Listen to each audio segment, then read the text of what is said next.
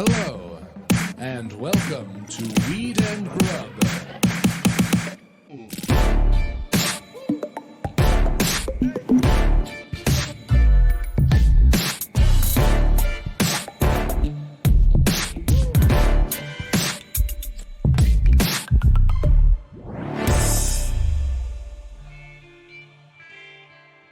So you don't see butterflies and hummingbirds, I don't really pay attention in nature at all. right? You don't look up to see like what's buzzing around you. I can count on one hand the amount of times I've looked up in my life. Straight ahead or down, Right.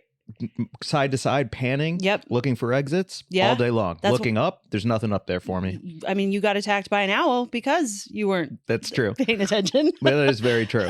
I was looking straight ahead and a bird from above did crash into me on purpose. Knocked out your AirPods. Yeah. And then puffed its chest and beat its wings at me until I left the forest. But- so I don't look up. But you know what you do have is an unerring sense of where the nearest trash can is. I can find it easy.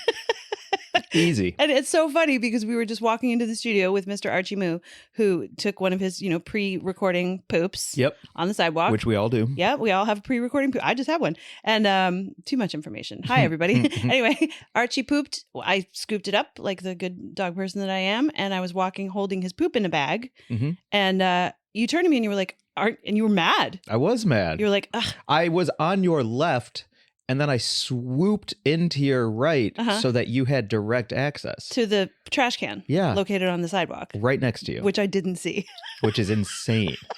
I was like, but I see butterflies and hummingbirds everywhere. Yeah, every time you're like, oh, look at that hummingbird. I'm like, that is a full green tree with a green bird in it, and you can 50 see yards away, and I'm like, look at it. You can see it outlined against the sky. But you can't find a trash can 6 inches to your left? No wonder my place looks the way it does. I have no ability to locate any trash. It just piles up everywhere. There are two kinds of people in the world, and I truly believe this. Yes. Those whose head is always on a swivel, looking for exits, spotting trash cans, completely aware of their immediate surroundings at all times. Mm-hmm. And then people like you who can see a lobster, the shape of a lobster in a cloud. Yeah.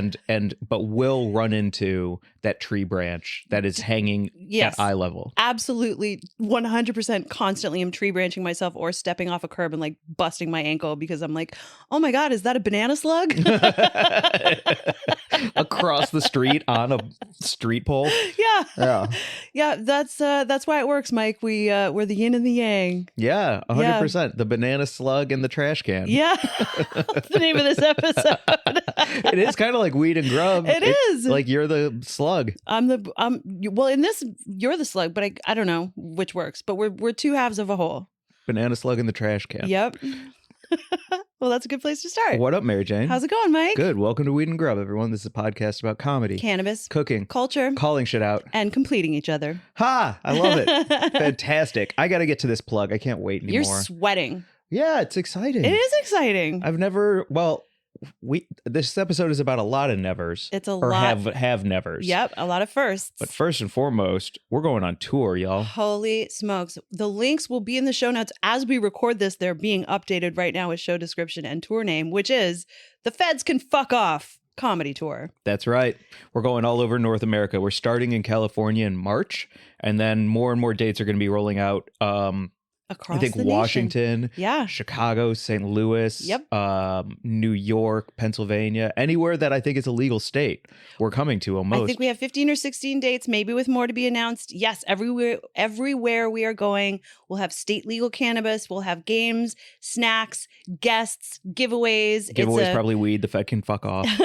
It's a variety show that will just light up your brain. You're going to have a great time. We have brought versions of this show to SF Sketchfest, and here in LA, we've done some live events. And I don't know how we're going to follow the Sketchfest show. Yeah, I mean, listen, Allie proposing to her boo on stage was, one of the greatest moments that we've ever had on this podcast or live show ever anywhere. Exactly. It was magical. It was magical. So I guess come to every show because they will be hopefully as magical as two people getting fiancéed on stage. Yeah. Really quick, March 1st. Berkeley, California at the Come out. Cornerstone. Get us. March 3rd, Sacramento, California at the Stab Theater. Mm-hmm. March 6th, San Diego, California, Soda Bar. I like that you said California after each of those, as if it were in doubt. like San Diego, New Mexico. Don't mix point. it up. That's a real good point. Those are our first 3 dates in California, March 3rd, 1st, 3rd, and 6th. And then I think we're jetting to the East Coast. And then I believe we're bringing it all home around 420 here in California again. Yeah, I'm supposed to follow up with the Comedy Store about that. Thank you for reminding me. It is very exciting. We just hosted the Emjays in Vegas, which we're going to get to. And I'm so excited to like use some of that energy too, just performing to that in crazy, crazy huge theater with some of the stuff that we came up with for that to roll into this live tour and do just great bits, hot sketches, comedy, all the things. Come out. Yeah, come out. Man, MJ's was amazing. Also, can I just say there was where was it? There was a write-up somewhere where they referred to you as the funny one. And I was like, okay, now. All right, listen. I do blame you for that. Well, it's because Your bio starts with cannabis journalist. I What do know. you want people to think? Well, it's because I am a cannabis journalist, but also I don't refer to my former life so much where I was, just like on stage and doing that full time. So as the wheel arcs back toward me being more of a performer again, which I'm so delighted about, I do want to bring that a little bit to the forefront and not necessarily definitely not be serious when we're doing the Feds Can Fuck Off comedy tour, because it'd be weird if I just showed up and I was like, anyway, listen. Here's a thing about a thing that has to do with legislature. Facts. Yeah, right. Everyone's Yeah. like, Mike, the funny one. Yeah.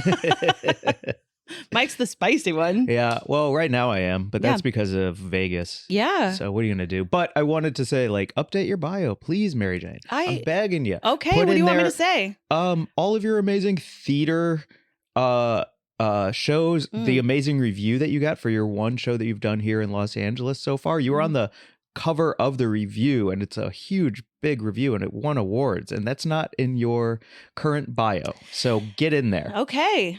All right. The TBD. baked potato The baked has potato. been on stage Yes. at every single show since we started doing live shows. It's and true. it is, everybody comes up to you about it. And I'm like, I am the funny one. And you're, She's just putting on a fucking potato costume and getting all the glory. Yeah. I was in Luna Stower's fucking story in my baked potato costume, and I was like, listen, this is so legit. She's posting about me in her fancy story on Instagram. Yeah, I feel very seen as the baked potato. But also, like, listen, can we get into them, Chase? We're going to talk about it a little bit. I don't want to just do like a recap, but no, I just want to talk about Vegas because it's my favorite place on earth. And Okay. I'd live there if I wanted to live for 3 months tops. scanning for trash cans. I could No find 'em. butterflies in Vegas unless they're made of neon lights and LEDs. My kind of consumerism, baby. Oh, okay. Yeah. So what do you want to talk about? The MJs was incredible. Yeah. What was your favorite part of it?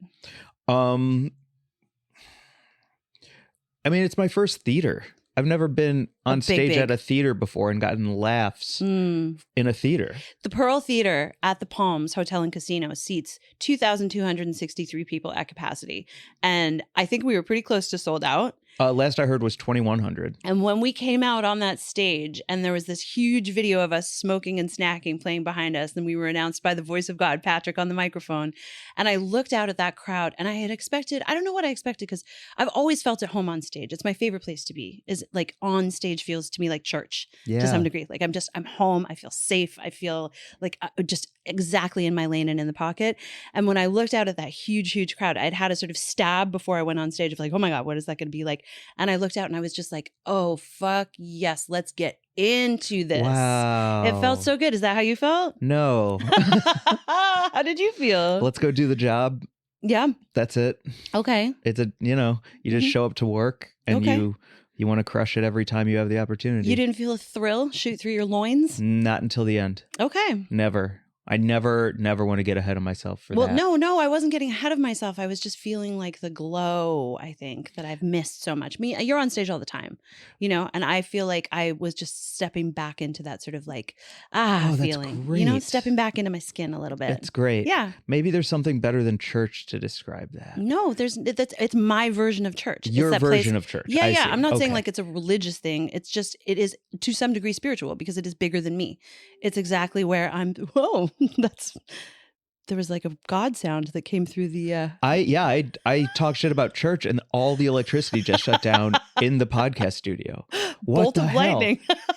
What the heck, God? Oh my God. Wait, what a sensitive little guy. Who, God? Yeah. Yeah. Oh, hey, there's got to be something better than church. No. Tisk, tisk, tisk. But truly, What the heck? when I do say that, though, sorry, God, I didn't mean to say that like being on stage is better than being in your fucking presence or whatever. You sensitive boy. But I just mean like sort of being in the best place that you can be, like that version of, you know what I mean? I do. Yeah, that's what I mean. Yeah. It feels sacred and It holy. just feels to like you're in not even sacred, like it's just absolutely right. All is right with the world. Like it's the same thing for me as being like in the perfect spot in the woods where I look up at something and I'm like, I'm absolutely where I'm supposed to be right now.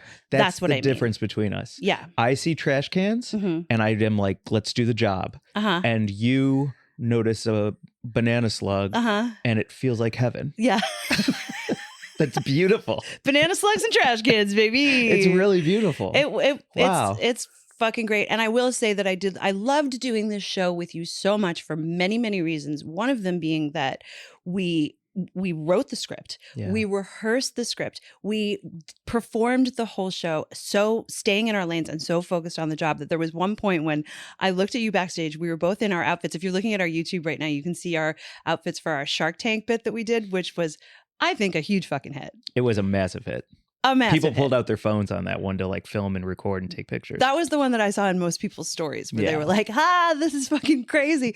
And I looked at you and we were both in these blue button downs with ties with our tented hands waiting to like, go on and do our bit. And we weren't talking to anyone else. We weren't like vibing with any There's of the presenters. so many presenters and hosts backstage and people dressed to the nines in tuxedos and sparkly gowns and high heel shoes and shiny flats. People on headsets and awards being passed around and showgirls covered in sequins. And it was just like this whole melee. And you looked at me and you were like, we're just two theater nerds standing here waiting to go on stage and do a bit. And I was like, yes. And it feels so good.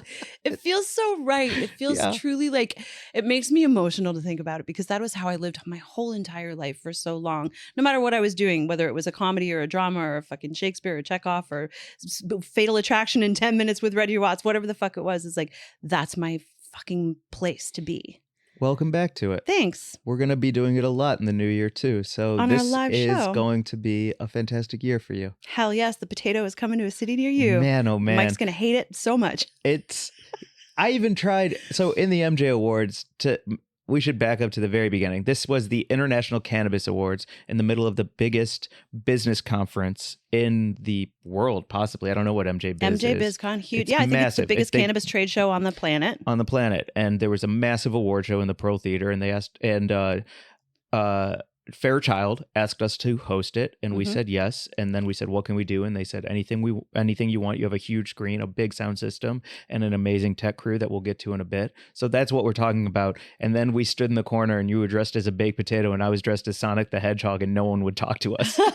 On rollerblades, no less. You Because I was skated trying out. to come for you. I was like, she's coming out with this baked potato heat. So what can I do in the character category to really kind of make a statement? Costume comedy, man. It works. And it's the and lowest Sonic form. on rollerblades I threw Skittles and hit a man in the head. Oh. I totally forgot about that till I just hope he was now. a VC. Right in the face. It was so funny. I was my like, who God. wants candy? And everyone had their arms raised. And a person at the table behind him had his arms raised. And I threw it and he wasn't looking. And Skittles just hit him in the side of the head. Oh, man. I hope he's okay. Oh, I went up to him at the after party while I was on Molly. Yeah. And I was like, hey, I just want to apologize for that. And he goes, what? And I go, hitting you in the head with Skittles. And he goes, when? And I was like, I'm out of here. Yeah, All right, bye. Peace. Fantastic. I even recorded it in case he tries to come for me. Okay, good. No suing allowed. No way. Okay. Yeah, man. And so, I don't know. Yeah, I'm so glad that you found the holy place. It's fucking nice. We worked really hard on that. Yeah, we did. It was really great. And then to have it, to celebrate with our friends who came to the show and like hang out with them afterwards and have them like Danny Danko. So I used to work with Danko at High Times years and years and years ago. And we used to do events together and he's such a good friend and I've known him for so long. And I saw him at the after party and he looked at me and he was like, I hope it's okay to say this. I'm proud of you. And I was like, that means the fucking world because I, having someone who I've known for such a long time, who's a colleague and someone I also just admire, who has such a huge presence in the cannabis space, for him to say, I'm proud of you, just really meant a lot. It really did. And, I don't know. I think that, people who couldn't necessarily, like people who I would have wanted to be there, like my sister. Like it felt really nice to just hear from someone, I'm proud of you. That's it was awesome. really cool. Yeah. Wow, knocked it out of the freaking park. Yeah. I mean, and we had our friend Reggie come as well, and he Yeah. took pictures of us, and he like DM'd them to us afterwards and was Oakland like, Hyphae. yeah, it was just great. Yeah, Yeah. it really was. What was your favorite part?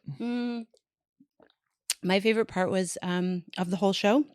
Sure, let's keep it to the Of show. the live show, my absolute favorite part of the live show, it was a joke that we came up with really early on, and it was sort of perfect because it didn't even really involve us executing anything, but we did this in memoriam segment where we had decided, we were like, okay, we want to do a somber segment where, like at the Oscars, where it's everyone who died that year, we want to have a somber in memoriam moment for all the brands that didn't make it this year. And they fucking knocked it out of the park. James came up with a bunch of crazy names for brands that didn't make it. And then Jim, the video guy, designed this huge flyby where there was a video that they just scrolled by really quickly. And they played "In the Arms of an Angel." And you and I just stood downstage really somber with our heads down, and they had spotlights on us. And I know we both looked really glam and fabulous. And the laughter that came rolling off that audience was just so satisfying because the joke just hit. And I was like, yeah, that was perfect. That's awesome. I think that was my favorite moment. That's beautiful. Yeah. I also really like telling that joke about High Times in our fake awards segment. We made up a bunch of fake awards to give away. And I said one about High Times. You want to say it? Do or I want to say it? I don't know. Is it okay with you if I say it? It's your joke. Best legacy brand that sold out to the man and went bankrupt? High Times. I can say it because I work there and it's true. So, yep. Man, it was amazing. Yeah. I love Vegas so much. It was great too because like so many people were like talking shit about Vegas. And I was like, you just need to come hang out with me. I will show you a great time in Vegas. And people came through and we all hung out. Yep. And I was like, they were like, this is really fun. I was like, see? Yeah. Yeah, you got to trust, man. We all You got to turned go. up. You got to go out. Yep. Yeah, don't just stay in the casino running around in one place. No. Go to Fremont Street, take drugs. Yes. Eat a hamburger at a weird time at night. Talk to an Uber driver about the tacos that you should be getting based on what deals there are out in the city. Like that was the best. Amazing. It's amazing. I love Vegas. Yeah. We also, just a shout out to a couple of the parties we went to and to some of the winners of the MJs. Like, congratulations to all of the winners, and especially to our friend Kaliko, who we worked with years ago when we were hosts at. You're just eating potato salad on the pod right now. Yeah, it's vegan. It's gotta so shout good. out this whatever's going on over here. Mike is just horking while I'm talking. Sorry, I'm starving. Vegan potato salad. What's in it? Let's hear it. Yukon Gold potatoes, Mm-hmm. red potatoes, Mm-hmm. sugar, salt, mustard seed, pea protein, Yep. vinegar, water, dill, Great. black pepper, Mhm. white wine, Okay. relish, pickles, turmeric, paprika, yellow mustard, Mhm. lemon juice. Scintillating. Mm. Shout out. Vegan potato salad. Great. And the awards. Mm-hmm. You were saying who won that you wanted to shout out. I was listening. You were eating, I had to eat. and I was waiting for you to listen. I'm also a trash can. I'm so hungry. It's crazy. You just stopped listening and started eating. I was listening to the whole thing. You were No, you shouting weren't. out. Yeah, you were. Check this out. You ready? Mhm. I also just want to shout out a couple of the awards and parties that we went to. Mhm. And then you talked about Grasslands Mhm. and how great that party was. And then you wanted to shout out Puffco for winning. Nope. And you also were going to shout out. None of these things happened. What are you talking about? I was talking about Kaliko, our friend Kaliko. And Kaliko, yeah. Jesus Christ. Potato salad break over here. I was mentioning Kaliko because we worked with Kaliko when we first hosted our first ever awards show that we were ever hired to do, thanks to Charles Warner over at Cannabis and Tech Today. And we had worked with Kaliko on that campaign. He was running social media for Emerge. And then he got on stage and he won an MJ for the Minority Business Cannabis Association, which he's now heading up. Yeah. And I just thought it was like so neat and felt very full circle and cool. Yeah. And just so many other fantastic winners, but it's especially gratifying to see Kaliko up there and be like, what's up? And then we like vibed at the after party and stuff too. So that's all. It was a blast. Yeah. Yeah, I was really proud of him as well. And Grasslands was a fantastic party to go to and see friends at. Absolutely. It was nice to finally put a face to the name with Ricardo Baca. Yeah. Yeah, that And was Ricardo cool. also won. They won Best PR Agency. Damn right. Yep. And we Dang. did not win Best Podcasts, y'all. And that's okay because we had such a good time hosting. Maybe it would have looked weird. I don't know. I think it would have looked weird. Yeah. I mean, it was awesome. Thank you all for voting for us, and thank you for getting us into the running as finalists. Mhm. I also would have felt like it was a trick, or we were somehow in cahoots with the Emjays had we won. Never And I wanna don't be in think that cahoots. there's any way that, as much as we would deny that, and it would be the truth that we weren't, some people would still fucking, I would project on people that they didn't believe me somehow. Absolutely. You know what I mean? Yeah, totally. When I used to work at High Times and they would do the cannabis cups, it was always accusations of the cannabis cups being rigged, no matter what you did. And I know, I mean, I don't know how it's run now, but I know at the time when I worked there, it definitely was not fucking rigged. It was a real deal competition. And I know that that was part of the thing with the MJs. They were so legit. They worked really hard. Like you had to get tens of thousands of public votes. We actually talked about this at the top when we were introducing it. We're like, it's a big deal if you're nominated because you had to get a ton of public votes and then pass a curated judge of panels and a bunch of reps from companies who were weighing in on it. So it was like, if you won, if you were nominated, it's a big deal. Congratulations. If you won, huge. Yeah, So, exactly. massive. Massive. Mhm. Yeah, And then and then you wanted to talk about tacos. I did. I really did. Let's get to it because I could feel you like twitching over there. I was Segway kinging into tacos, and then Coming through. and then you were like, hold, Yeah. hold for me. Yeah, Mike's gonna eat some potato salad, and now we can get to something he cares about. Yeah, Let's go. tacos. What's up with the tacos? Wow, that is such a good call. Way to call me out, Mary Jane. What? When I wasn't interested in what you were talking about, I just turned off and ate potato salad because Yeah. I brought up my taco topic. Mhm. And then when you didn't go there with me, I was like, well, then I'm going to eat potato salad about it. What a little baby bitch boy move. What a bitch boy move. My own body and brain, without me consciously knowing it, did a little tantrum. Yeah, that's so interesting to note. You know what I'm saying? I do know what you're saying. Yeah. Yeah, you were like, I don't want to be doing this. I'm going to eat this potato salad right now. Yeah, but keep doing your thing. Mm-hmm. And then when we're done with that, I'll come back to the thing I wanted to do. Mm-hmm. Wow. In real time. In real time. Yeah, calling each other out is important, you know? We do it. That's we hold each other great. accountable for that shit. Good communication. I know, it's key, right? It is. Well, Especially when you're going on tour together. Jesus. Yeah. I'm going to be on stage with you. You're going to be doing the baked potato, and I'm noisily slurping spaghetti on the side, just trying to get any amount of attention whatsoever in this weird subconscious, since childhood, my mom loved me too much way. So if I'm not getting what I want and being the center of attention, then what am I even doing here? Ooh. Shout out being an only child until I was 4. So you're not an only child. I was. For 4 years. For 4 years. Does that even count? I don't know. It's a development time. My sister was 11 years older than I am, and I don't ever say I was an only child. Because... Well, but it's because you're younger. Oh, right.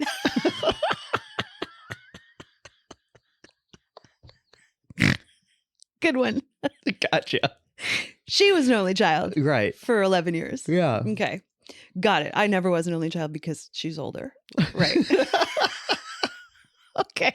Let's talk tacos. Tacos, baby. It was such an important conversation. We got into I was just going to say a Uber. We got into a Uber from downtown after rolling around all night in both senses of the word. Yes. And had a fantastic time. Felt so good. And I mentioned that I wanted to eat tacos.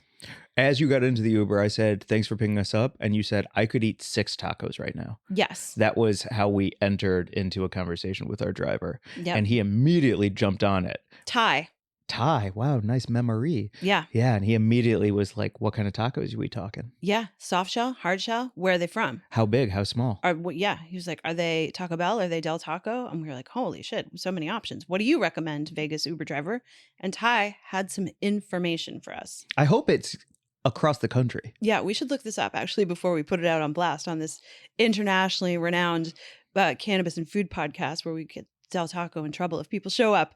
Because according to Ty, the deal is that between 3 and 10 p.m. on a Thursday. Yes, nationwide. Holy shit.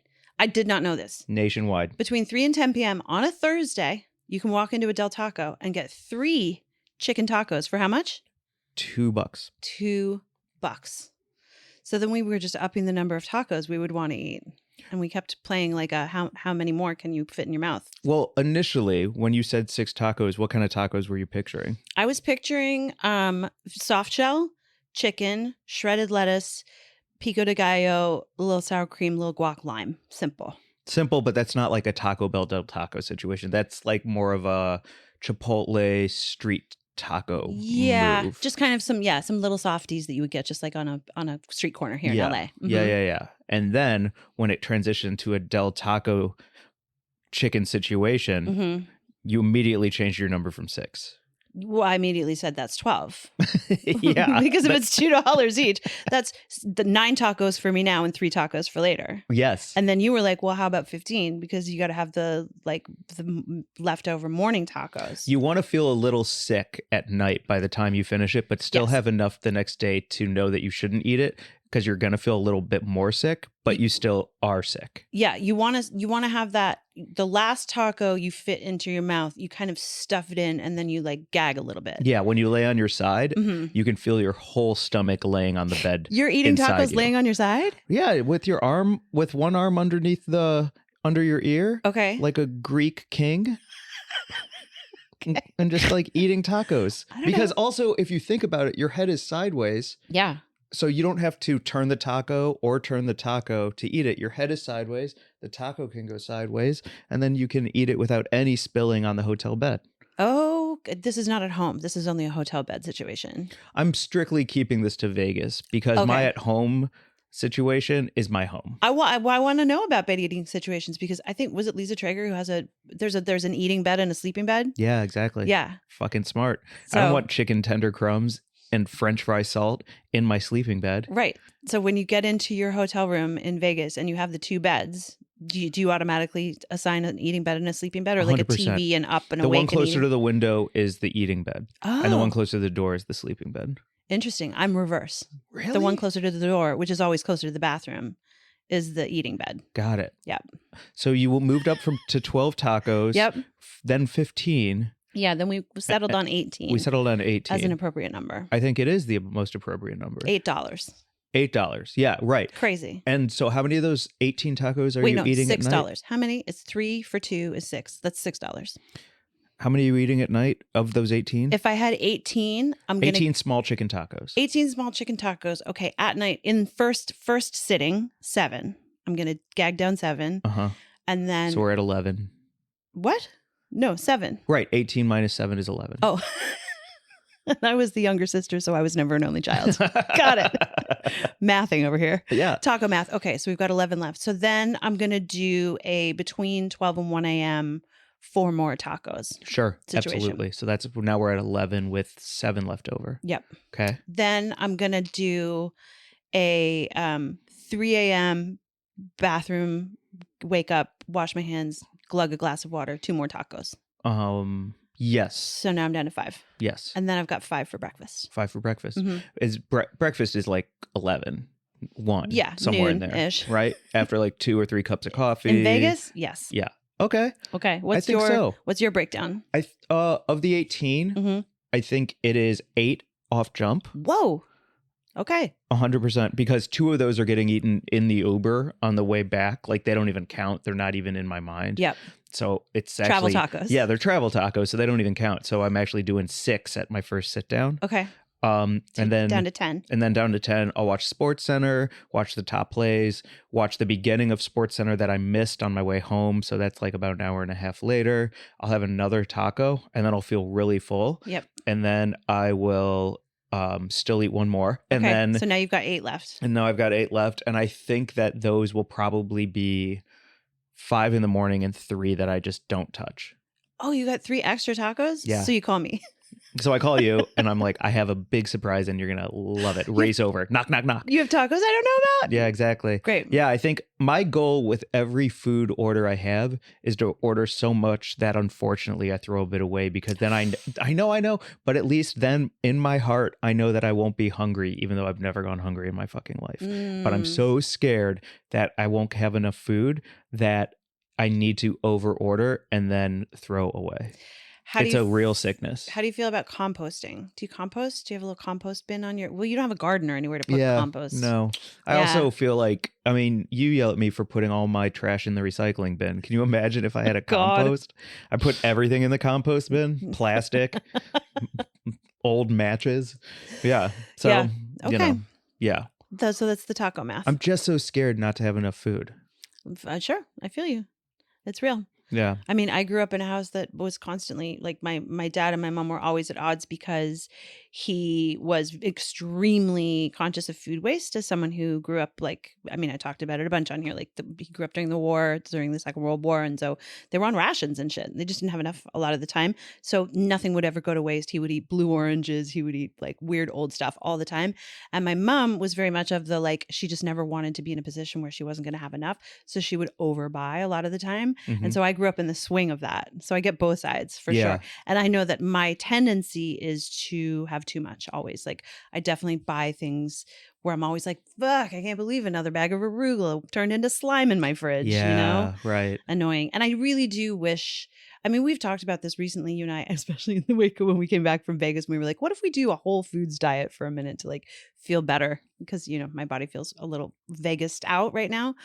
Like I truly, truly, truly wish I'm not doing New Year's resolution. I don't do resolutions, but I would like to put on my path that I'm working on right now for the next year to be eating more daily bought whole food kind of stuff, like farmers market style, you know, buy bread from a bakery instead of buying sliced processed bread, and buy, you know, the veggies and fruits that I need from either a farmer's market or like maybe I'll get the what's the box called where it's like a bunch of rejected fruit and veg. It's like ugly something.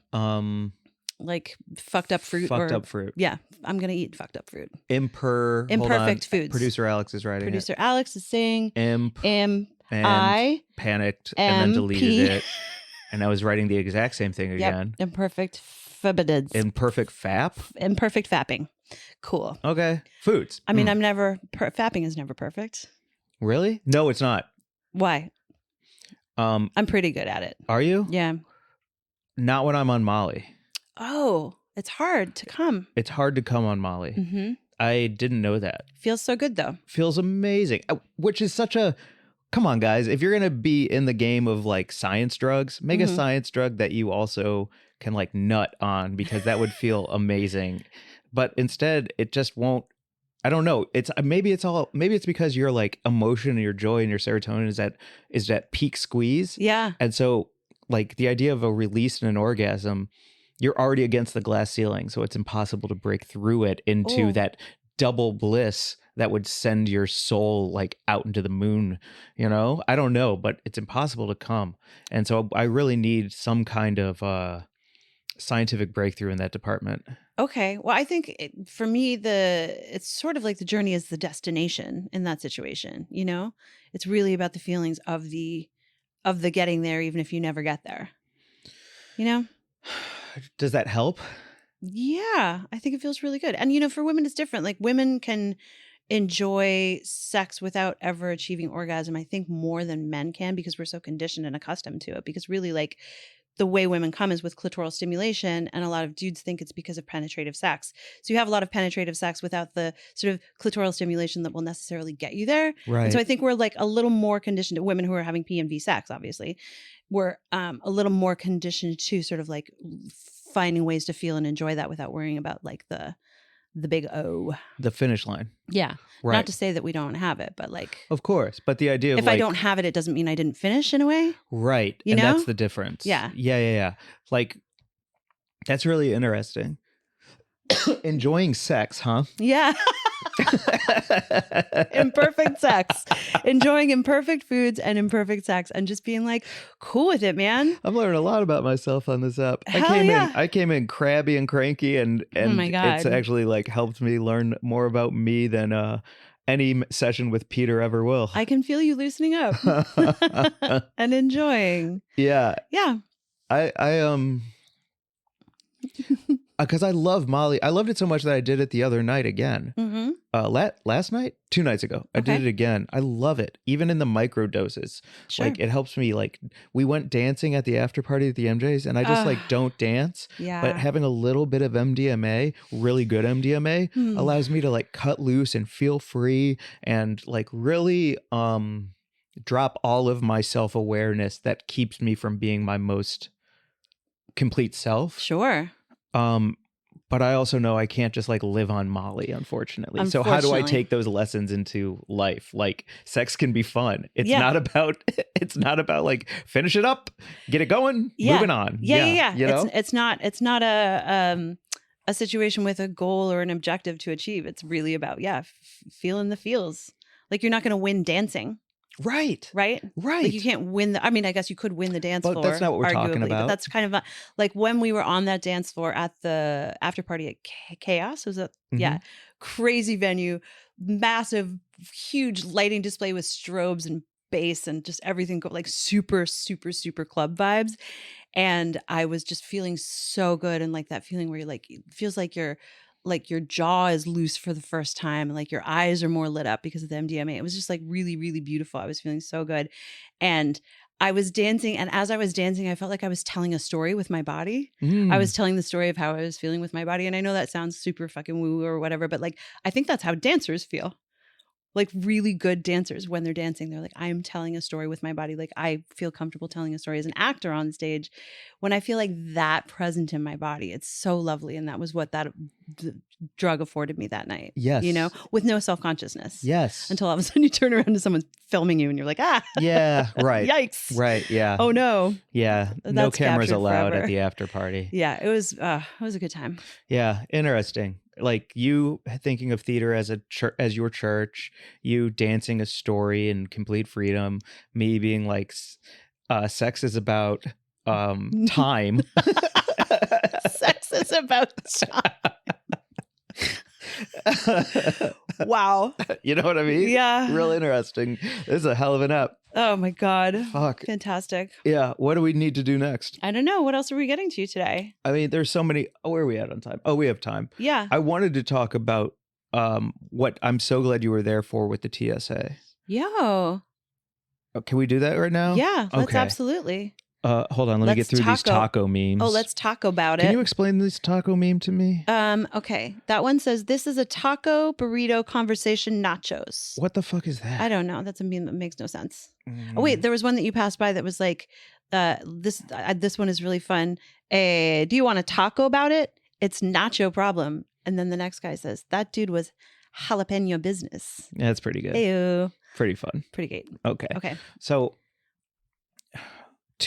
for everyone, if you listen to this pod, you know that I hate Clear and I don't trust it. And my family has Clear and I think they're wrong.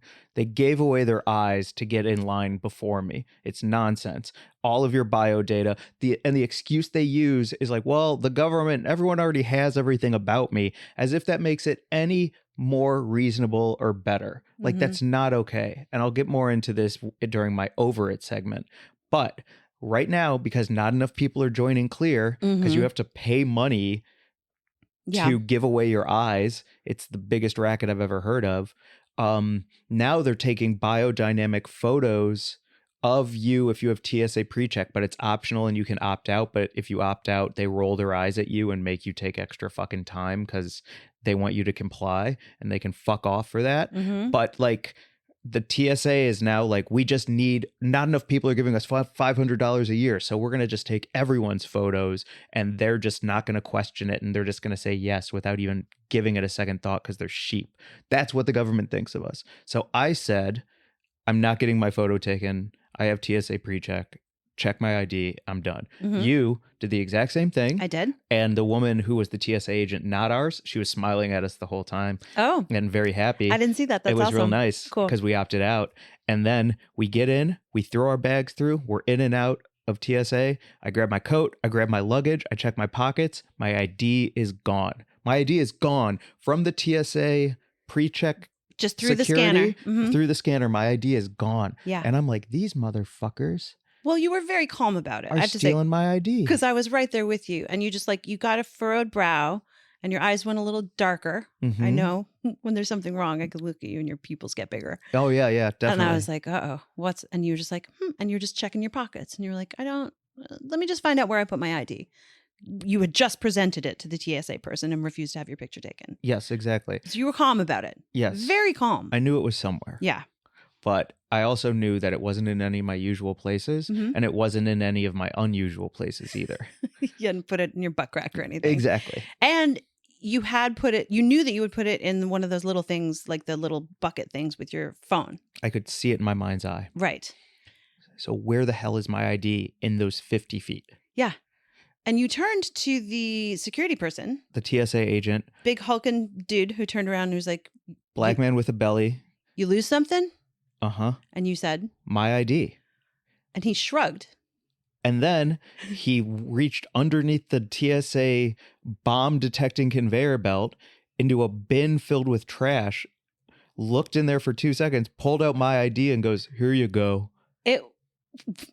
The mind boggles. What the fuck? Why was it in that bin? On every level. Why is there a bin of stuff under the belt? Well, the power's off again. Oh my God. We are not allowed to talk about God, the government. Don't question God or the government. You're one true God. Taken down. Oh my God. Archie's freaking out. You're one true God are private companies that work with the government Jesus, to O'Reilly. steal your data. This bin underneath the TSA screening check thing, whatever that thing is called, the scanner, was full of stuff. People's stuff. And somehow your ID was in this bin full of stuff. Yes. Why hadn't your ID been immediately flagged? It wasn't busy. No. By the person who was doing the scanning to say, hey, someone's ID right here. This is important. Yeah. Also, he's standing next to that shit bin. So didn't he hear something fall into it? No, because he was like leaning and chatting in there. Right. Like Maybe it had to so. be. I think he deposited it in there. I don't think so. I think that the theater of the airport is now at such an all-time bullshit high that like their bomb detecting equipment has holes in it that your ID falls through. And then instead of fixing their bomb detecting equipment, they're like, throw a little bin under there for everyone's personal identification. My ID would still be in there right now with my address, my social security, my beautiful eye color, your all height these and things, weight. my height and my weight. Yep. A spy could find it and steal my identity and now murder somebody looking like me. Like there are so many options with my ID just sitting in that bin, Crazy. None of which I'm okay with. It was the whole thing felt so wild, and you clocked it right away, and it was so weird that he was like, you lose something, and then just kicked over this bin full of stuff, and you were and then when we walked away and we were going to the gate, you kept saying, I can't believe it was just in that bin under the bomb machine. And I was like, stop saying bomb, Mike. You said bomb like 5 times. I was like, please stop. That's true. We need to go and get on this plane because we have things to do. Archie, come over here, please. It's so fucking true. Oh my but God. I'm just like, Archie's really, freaked out. everybody has to take off their shoes. Yep. Everybody has to take off their belt. No, we didn't, because it was TSA pre-check. Right. But it doesn't. The point is, the government and private companies that work with the airport and the government, they want to see your penises, your vaginas, take off your shoes, take off your belt, no batteries, no aerosol cans. And the reason that we have to take off our shoes was because of that one guy, Richard Reed, the shoe bomber, fucking 11, 20 years ago, however many. Zero gun control in this country, but one guy in a pair of shoes one time. Right. And then my So fucking ridiculous. ID falls through the bomb detector and I'm the one who's like gonna be in trouble for that. Yeah, and he looked at you like you were the idiot. Man, fuck that. Yeah. Fuck that so much. TSA, more like that shit's asinine. God, thank you. Jesus Christ. Woo. Well, we will be using the TSA a lot to travel when we go on our national tour. So we got to make good and be nice and all be pre-checked and cool. And, let's not get flagged. Just don't say bomb in airports. Okay. Okay. Can we agree on that? We could agree on that. Yeah. Let's fist bump on. Please don't say bomb in airports. Thank you. Great. Now I feel safe. Holy smokes. Yeah, it was freaking wild. It was alarming. You want to get to our ad? Yeah, read for Santerre? For sure. Especially because another cool part of Vegas was we were in that penthouse working. Yes. And we were like around a poker table in this beautiful Palms penthouse. And I was like, man, I feel like I'm Lil Baby. Like, I'm Lil Baby right now, making fucking beats and sitting in a penthouse, drinking a little wine, having a little pizza, talking about the show. Me and Lil Baby are the same. And then in the corner of the room was a scent air machine. Yes. The Palms uses scent air in their penthouses? They're the biggest deal in scent anywhere in the world. And they're our sponsor for this ad. Yeah, here's a video of Mike checking it out in the corner. There we go. We turned around to the whole team. We were like, hey, scent air. These guys sponsor our podcast. It's unbelievable. So fun. So yeah, here's some information about scent air. Mike, I did something crazy.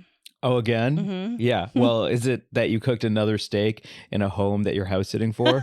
No, but I did microwave my lunch in the studio. I'm sorry, producer Mark. That's so gross. Was it like salmon or something? Worse. Durian? Brussels sprouts. No, Mary Jane. Yeah. You microwave Brussels sprouts in a public place? Uh-huh. Okay, that is disgusting. You're disgusting. I am not disgusting. You know why? Why? Because our office, Scent Air, saved the day. Scent Air removes lingering odors. Yeah, that's a good point. Yeah. Scent Air's amazing patented odor neutralizing technology detects stinky smells in the air, bonds with them, and then makes them undetectable. You can bring professional quality fragrance to all the spaces that matter, from business to home, this holiday season with Scent Air. The winter collection is available right now at their online store. It includes limited release favorites Gingerbread Man, Noel, and Season's Greetings, plus the year-round classic Pine Forest. Pine Forest, for me, Mm-hmm. top smell. Yeah, it's one of my favorites. Number one smell. Holiday classic. Check out their soy candles, fragrance-infused reeds, new auto fragrances, and room sprays. They all make great gifts, and all of those are under $40. Or you can try all of Scent Air's fragrance accessories for one amazing price.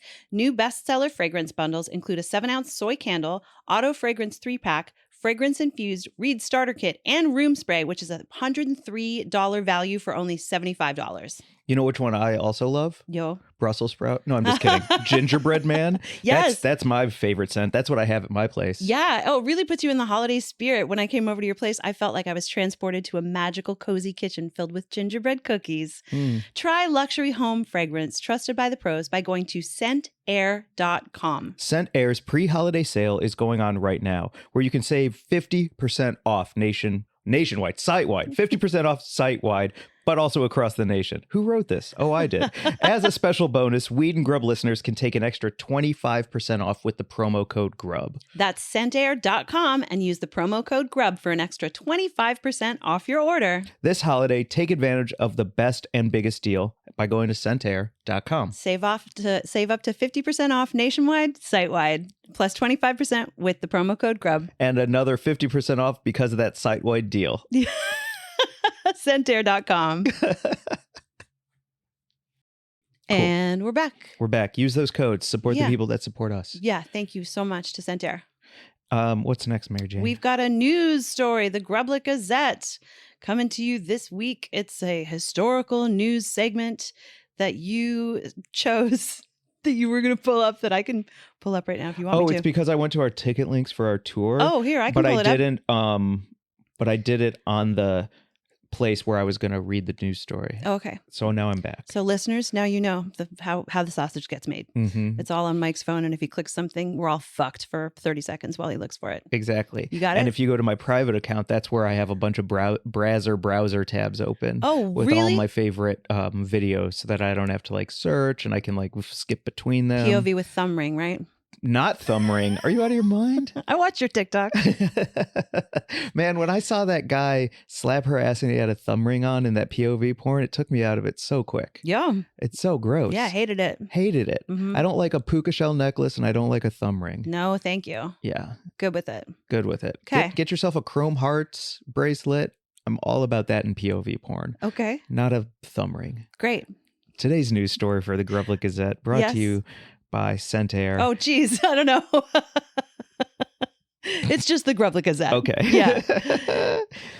Napoleon Bonaparte banned cannabis because his soldiers were getting too high, according to High Times magazine. Oh, high times. So apparently the new Ridley Scott Joaquin Phoenix joint, Joaquin Phoenix. there Phoenix. it's a bunch of Just none of it's true. It's just a great Napoleon story. Of course, always. Right, but it's not Ridley like Scott's not in the business of making historically accurate fiction. If you saw Gladiator, yeah, you know exactly. that. Fantastic film, by the way. Love that movie. Yes. Love it. Alien. Come on, Ridley Scott. Iconic. Iconic. Best ever film director. I mean, not best ever, but great film director. And so apparently there's like a lot of historians who are like tisk about the new Napoleon movie. And Ridley Scott's response is, it's a movie. Yeah. Right? Go read a book, nerds. Yeah. It's based on loosely. Exactly. We took a name, we took some events, we put them together. Here's a movie. Here's a freaking movie. But one true thing in the movie and then also in life, according to an author named Ryan Stoa, who wrote an article called A Brief Global History of the War on Cannabis, Napoleon's general Jacques-Francois Menu banned hash so that he could separate the Sufi and Sunni people that Napoleon and his army took over. Okay. And then by banning something that they love, they turned on each other, and they also didn't have the relaxation and normal like ability to get stoned anymore. And then it just caused so much infrastructure friction that they got to rule from above while everyone inside fought. And so it's also known as the very first drug ban ever executed. And this was issued in Egypt, correct? Yeah. Exactly. That's so interesting. I would love to know more about it. I would actually really like to check out this article, A Brief Global History of the War on Cannabis. Yeah, really cool. Sounds really interesting. And so, it didn't last long, but it's the first official ban because at the here's one of the things. Here's one of the things, he says, scrolling as I look at you. Oh, well, it's because I had it and then my thumb hit it. Then you clicked on some porn. It's, God damn it, man. There's this new, anyway. It didn't work out. Okay. Great. Brought to you by the Grub Gazette. We'll put the link in the show notes so you can read more about how Napoleon's general banned hash in Egypt, and that was the first ever drug law on the books. Thank you. Cool. For succinct. Everyone skip ahead from what I start after like, the you want to do ad. the news story, Mike? And you're like, sure. Just I'm completely unraveled, but yes, I got it. No problem, MJ. And it's not like we have to fill more time. Yeah. You know what I'm saying? Like, we're always like, let's do an hour, and it's an hour 20. But it's because of pro moves like that when I read the news and I'm like, another thing or two did happen. Yeah. Let's not forget about that. Back after a few technical difficulties, evidently we can't criticize God, the government, or Napoleon. Yeah, right. Any kind of ruler. Reaching back from the grave. The rule is no rulers. Don't fucking diss me. Listen, that guy was, it's actually, I really don't particularly have any interest in seeing that movie, but I do think Napoleon is an absolute, like, I wish I wanted to see this movie. Maybe I should just see the fucking movie. Maybe I should just see it.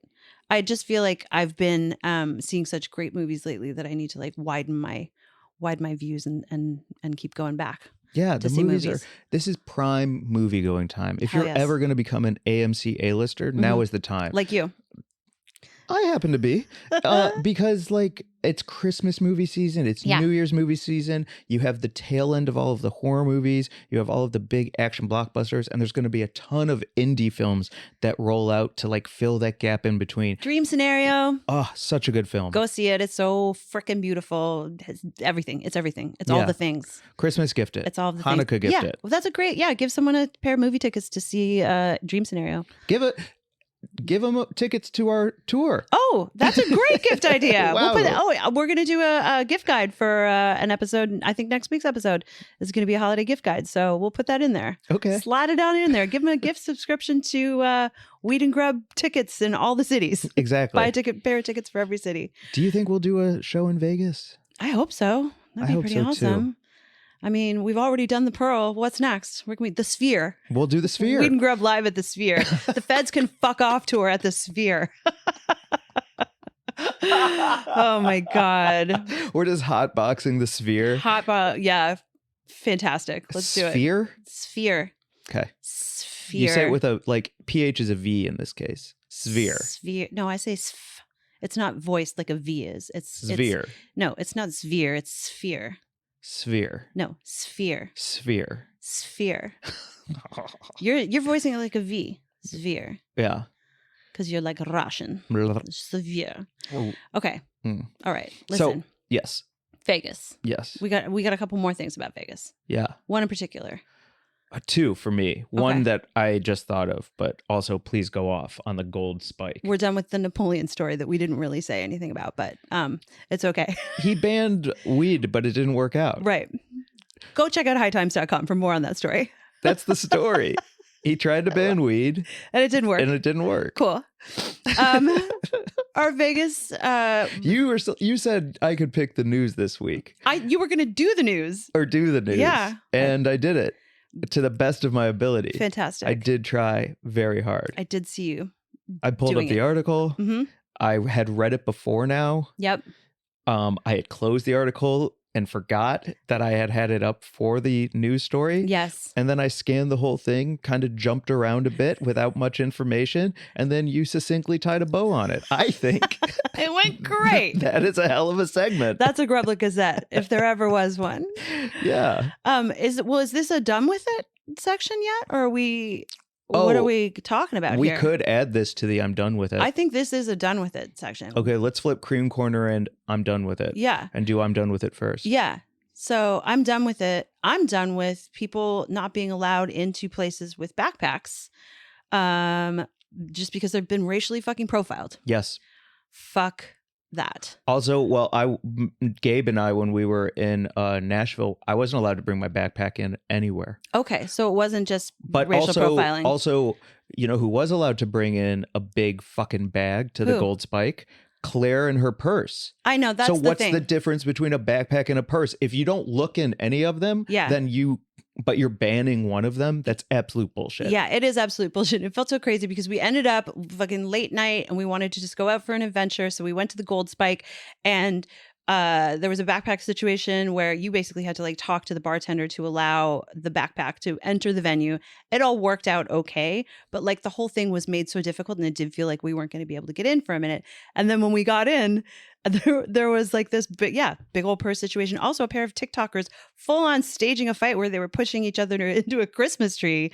And I was like, why is that allowed? And this backpack was somehow like just, the whole thing felt very fucking. They fought so loud and holding their phones up for so long that the Christmas tree ornaments fell, a glass fell on the floor. There was like a weird cheap chain that fell off one of them. We were trying to give it back to them and they were both like, nah, we don't own that. It's just costume jewelry or whatever. Unreal, but you're not allowed to come in with a backpack, but full on fake assault. Yeah. In a bar full of 10 people, go off, King. It felt ridiculous. Yeah. Like I can bring my fucking Coach bag in here with a million pockets in it or whatever. Or like, but not if you're a black dude with a backpack. Yep. Or I can have this tote with a half full wine bottle in it, but not a backpack.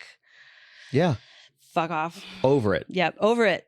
Over that nonsense. Absolutely. Yeah. And so it's just like, also like if you're in Vegas and you're going from party to party, or you've been at MJ BizCon all day, or you've been doing anything that you do in Vegas, which is like move to a bunch of different places without like necessarily having a home to go to, you need to be able to carry your shit around. Mm-hmm. So no.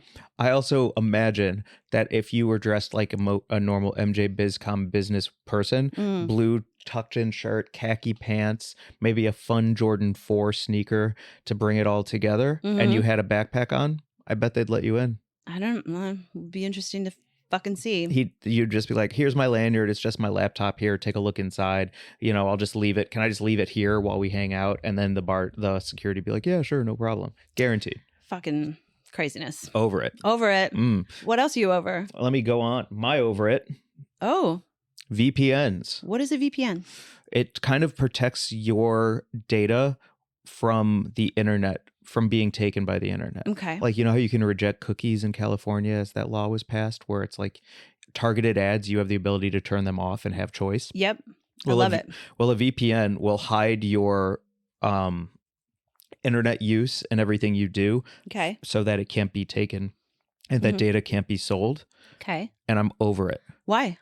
Because it's a racket.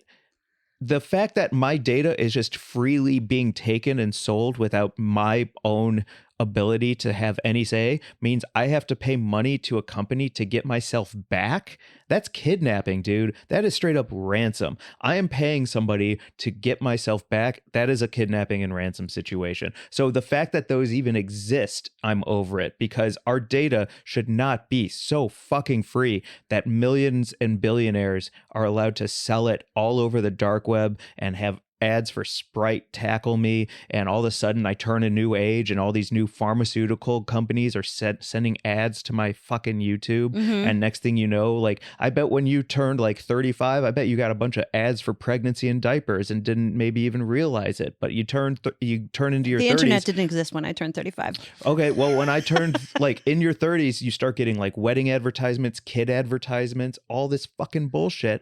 And because of that, like, we need things like VPN. So I have to spend money to get myself back, and I am over it. I just say that as you were criticizing VPNs, the Wi-Fi signal went down to our connection Oh my again. God. So now you cannot criticize God, the government, Napoleon, or virtual private networks, aka VPNs, which is another version of criticizing authority. We don't know what's going on. Producer Mark has showed up. He's creeping around to try and fix things. Producer Alex is on the ones and twos over here. Mark is doing some like fucking what was that goddamn fucking movie with Catherine Zeta-Jones? We've got some entrapment over here. It's straight up entrapment. Mark just did the sexiest Catherine Zeta-Jones slide across the floor. Listen, this is wild. We are experiencing some bugs. We announced a tour called The Feds Can Go Fuck Themselves, and now we've got all sorts of shit happening to us. This feels very targeted. Do you think they're listening? Targeted. Yeah, because we don't have VPN. Wow. Don't criticize God, the government, Napoleon, or VPNs, evidently. Thank you, producer Mark. Thank you, Alex. You're so right. It's authority. Don't criticize authority. They'll fucking come for you. I'm reading The Future right now by Naomi Alderman. The book, The Future. Okay. Fantastic. And it is so... it feels so sort of like of the moment and also prescient, like really predicting what's going to happen. And it's so sort of about the tech giants and the billionaires and how they've made this plan to keep themselves safe with these secret bunkers. And I'm really only 3 chapters in, but it really does, like, a big part of it is how every piece of society in this particular world that she's dreamed up listens to everything else and is informing and feeding everything else in that crazy tech way. Oh, Archie's leaving. He hates it. I just want everyone to get along. Be nice. Archie's like, I don't want to record anymore. Let's go outside and look at trees. Stop criticizing things and having tech fuck ups. Yeah, The Future. Okay. Yeah, read The Future. It's very cool. It sounds really cool. Yeah, it's great. Is it a book? Is it? It's a book. So there's pages. Yeah. Cover? Yep. Great cover. Numbered? Numbered pages. The cover is not numbered. The cover is just the cover. So but technically it is one. Yeah, I guess if you're listening to it as an audiobook, maybe that would be page 1. I don't know how that works. No. What I was going to say analog. is, it like sci-fi, meaning like it's so futuristic that the like it doesn't connect to today. No. It feels very sort of like now adjacent. Yeah. It's like 5 years from now. Ooh, I love a 5-year sci-fi. Yeah, like it's plausible. The tech billionaires that she has created feel very familiar. We all can we know who they're based on. And then the actual tech feels like truly like it probably already exists in the world. The author, Naomi, I think it's Alderman, is very tech savvy. She actually invented a very famous video game. And she's also an incredible writer who is mentored by Margaret Atwood, who wrote The Handmaid's Tale, one of my favorite authors of all time. So she's just like straddling these really interesting worlds of tech and dystopian future writing and feminism and all this. It's fucking great, but it feels very of the moment. Like at one point early in the book, she refers to one of the Baldwin brothers and she says, not the most famous one. It's like, oh, so this is now and it's here in our reality. And also it's just ahead of what's happening. Ooh, that's exciting. It's cool. Okay. It's scary. It's fun. It's going to be a movie. It's great. Check it out. Anything turning off? Okay. Great. We can talk about books on here, evidently. You want to get to Cream Corner? Yeah. Okay. I do. What's our Cream Corner this week? I've forgotten. Go back one. I can't. Back one. Oh, back one? Here we go. Okay. All right. Let's get into it, my Cream Corner. This is just a little PSA because I think there's a lot of our listeners who love their families and love Christmas and love the holidays. I would say most. And they love hanging out and going home. But also, I just want to call out if you need to make your own coffee around your family, it's okay. Because everyone I talk to, their family makes weak ass coffee. And I have a picture of my parents' coffee that they make every morning when I go home for Christmas. And it is barely the color of tea. And so I just want everyone to know I'm here with you. I'm here for you. Mm-hmm. If you need to make your own coffee because your family sucks at it, get it together and do that damn thing. You can go to a store and buy your own pound of delicious coffee and keep it in your room and creep down in the morning and make your own pot of strong as fuck, delicious Stumptown, fucking Intelligentsia, whatever it is. Even those Pike Place Starbucks packets. Better than nothing. Better than Those little Starbucks hot water. Via packets are actually great for when you're on the road. Yeah. I'm not a Starbucks aficionado, but yeah. Yeah. So I just wanted to, not only call it out, but show solidarity with the strong coffee contingent. Yeah, stand strong with your fellow coffee drinkers. Mm-hmm. I recently experienced the delight and the joy, and I'm putting it on my Christmas wish list for anyone who may or may not be my podcast co-host, who may or may not get me a Christmas gift. Chemex. Do you know what a Chemex is? It's No. pour over coffee.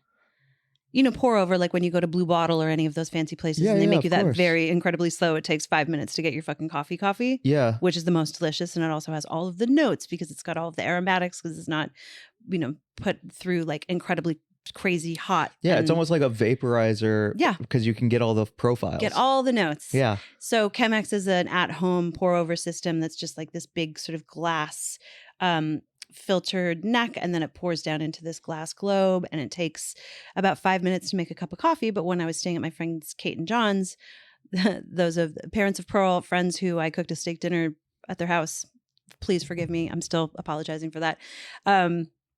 They had a Chemex, and I was taking the time to do it. I currently brew coffee in a pot in a great coffee maker that you gave me a while back. Yeah. And it's fantastic. But more often than not, I brew more than I need. So I end up refrigerating the leftovers, and then I'll heat that up and stuff. With the Chemex, I was only making 1 cup at a time, but that cup was kind of enough. Because you took the time, it's the potency, it's the strength, it's the flavor, it's satisfying. The flavor hits were as much a part of the experience for me as the actual caffeine. So I might be into the Chemex situation. Nice. Yeah. That sounds great. Mm-hmm. What are you adding to your coffee these days? Cow fat. Yeah? In some form. Okay. I'm back on the cow. Nice. I was on the oat for a while. I fell off almond milk a long time ago when I found out just how terrible it is for everything. Yeah, it's like almonds and jeans use more water than I ever expected. Denim jeans? Yeah. What do you mean? Like, because of when you buy a denim jean and it's distressed or worn or faded, yeah, it's because they run it through so many washes to get that natural fade and cut ahead into the wear and tear section. So it's using like oceans of water on jeans and almonds. So you're saying these pre-ripped Gap jeans that I have on right now are absolutely terrible for the environment? There is a barren wasteland of fish bones somewhere because of those jeans. Wow, I feel terrible. There you go. Sorry about that. So you're off But I gave almond. up almond milk. And I don't love any of the other milks, macadamia, cashew, pea, anything. I just went back to cow, straight cow. Yeah. What about the taste-made things like a French vanilla, caramel, mint cocoa creamer? No. None of that? The only time I like a flavored coffee is at Phil's, Philz coffee. If you have a Phil's in your town, get over there and get yourself their mint mojito, whatever the hell it is. It's the greatest thing I've ever had in my entire life as far as a coffee drink goes. It's just so good. Wow. Yeah. Okay. But generally, yeah, really good cup of coffee with some half and half or cow's milk. That's what I'm doing. All right. Nice. How about you? Strong black. Black as your soul? Black is my soul. But also I love like a French vanilla over the holidays where you're just drinking cake in a cup. You know why? Why? Because you're actually a sweetie. I think so too. Thank you. Thank you. Yeah. Yeah. But this isn't okay, right? No, that's fucking bullshit. Fucking nuts. Jesus Christ. You're not going home because of this, right? I'm not going home for the holidays because of their coffee. They measure the scoops, which is so crazy to me. Wow. Dump and eye it. Eye it and dump it. Eye it. Eye it. If you're gonna grind it, whatever it is, you eye it, you put it in the thing, and you dump it. Oh, eyeball it. Eyeball it. They have a scoop measurement system. You side eye it? Yeah. You say, bitch, let's get strong. Like, come on. Bitch, I said what I said. Sorry. But they have like, it's like 3 little half tablespoons or tablespoon scoops, and they measure it. And I think they measure it because of the directions on the side of the package. Full These on. freaking rule followers. Like, you bought the thing. It's your rules now, baby. Play by your own goddamn rules. I love a rule, but not with coffee. Not with coffee. Gotta make it strong. You have to. And so they measure it by the scoop. And I am super against that. Okay. Cream Corner, get at us with your favorite coffee recipes, holiday coffee recipes. Do you put Kahlua in your coffee or Bailey's in your coffee on a Christmas morning? Do you add a little nog in there instead of some creamer? Do you have a holiday whip situation you like? I really don't like the PSL, but I do love a mint mocha.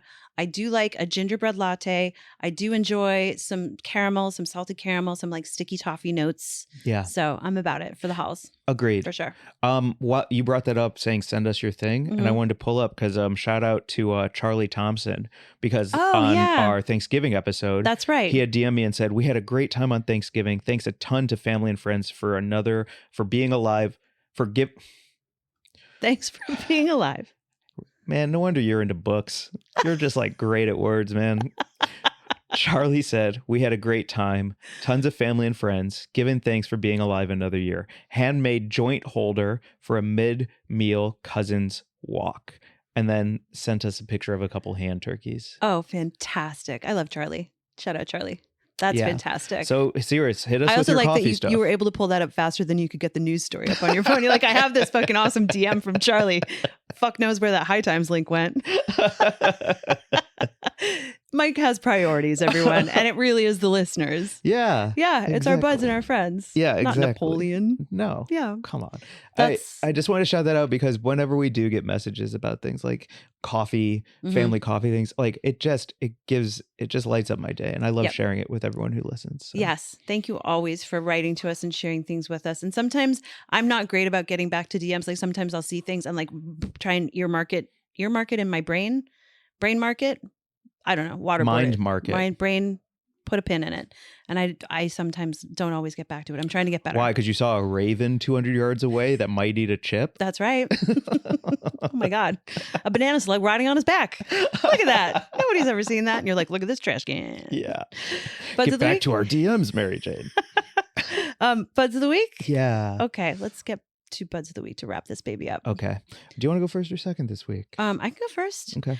I wanted to shout out Patrick Autry and Jim Langer, who are the tech team with the Fairchild. Their socials are private, but we'll link to the Fairchild so you can see some of the amazing work they do over there. They put together the most insane video and photos to project on that crazy screen, and then called the show with timing and perfection and professionalism that made all of the people watching the show just like have such a good time. And we felt so taken care of by the tech team because we were really given the opportunity by James and Dave and Patrick and Jim to just go for broke. And we really did. And they were so fun to work with. They had such good ideas. They made everything funnier. Like that in memoriam flyby that I was talking about. Yeah. They built that thing too. Just got the biggest laugh. So thanks to those guys. Thanks, Patrick and Jim and all the Fairchild team. Nice. I normally wouldn't add to your personal Bud of the Week, but I just want to add to it because it truly was remarkable. Like we had free reign and we sent in some crazy requests. And they came back not only with them finished, but they added their own flavor to them, which made them even better. And, you know, if we all didn't feel comfortable and trust each other to make the best thing possible, like it wouldn't have gone as well as it did. So it just means a lot. To the last minute, we did have written into our script that we were going to do a burrito drone drop at one point. And like up until the 11th hour, they were trying to figure out how to really do it. Yeah. Like these are the people you want to work with. Yeah. Get at the Fairchild for your next event.